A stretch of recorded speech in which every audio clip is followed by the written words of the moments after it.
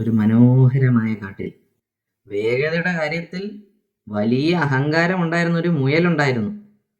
താനാണ് കാട്ടിലെ ഏറ്റവും വേഗതയേറിയ ജീവിയെന്ന് അവൻ വിശ്വസിച്ചു. മുയൽ എപ്പോഴും പതിയെ മാത്രം നീങ്ങുന്ന ഒരാമയെ കളിയാക്കിയിരുന്നു. ആമേ, നീ എപ്പോഴും ഇഴഞ്ഞു നീങ്ങുകയാണല്ലോ. എന്നെ പോലെ വേഗത്തിൽ ഓടാൻ നിനക്ക് കഴിയില്ലേ? മുയൽ ചിരിച്ചുകൊണ്ട് പറഞ്ഞു. ആമ ശാന്തനായി മറുപടി പറഞ്ഞു. വേഗതയല്ല പ്രധാന മുയലെ, സ്ഥിരതയാണ്. നമുക്കൊരു ഓട്ട മത്സരം വച്ചാലോ? മുയൽ ഉറക്കെ ചിരിച്ചു. നീയോ? എന്നോട് ഓട്ട മത്സരം? എനിക്ക് ഉറപ്പാണ് ഞാൻ ജയിക്കുമെന്ന്. അങ്ങനെ അവർ ഓട്ടം തുടങ്ങി. മുയൽ അതിവേഗം ഓടി മുന്നിലെത്തി. ആമ വളരെ പിന്നിലായി. ഈ ആമ എത്താൻ ഇനിയും എത്ര സമയമെടുക്കും? മുയൽ വിചാരിച്ചു. ഞാനൊന്ന് ഉറങ്ങിയാലും ആമ എത്താൻ പോകുന്നില്ല. അങ്ങനെ മുയൽ ഒരു മരച്ചവട്ടിൽ സുഖമായി ഉറങ്ങിപ്പോയി.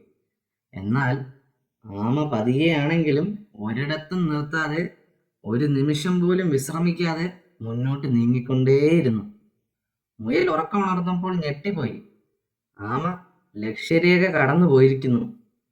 ആമ പതിയെയാണെങ്കിലും മത്സരത്തിൽ വിജയിച്ചിരിക്കുന്നു. പ്രിയ കൂട്ടുകാരെ, ഈ കഥ നമ്മളെ പഠിപ്പിക്കുന്നത് എന്താണെന്നറിയാമോ? പതിയെയും സ്ഥിരമായും പരിശ്രമിക്കുന്നവർക്ക് ഏത് വലിയ ലക്ഷ്യത്തിലും എത്താൻ കഴിയും. അമിതമായ ആത്മവിശ്വാസം നമ്മളെ തോൽപ്പിക്കാൻ സാധ്യതയുണ്ട്. ഈ വീഡിയോ നിങ്ങൾക്ക് ഇഷ്ടമായെങ്കിൽ ലൈക്ക് ചെയ്യുക, സബ്സ്ക്രൈബ് ചെയ്യുക, കമൻറ്റ് ചെയ്യുക. അടുത്ത വീഡിയോയിൽ കാണാം.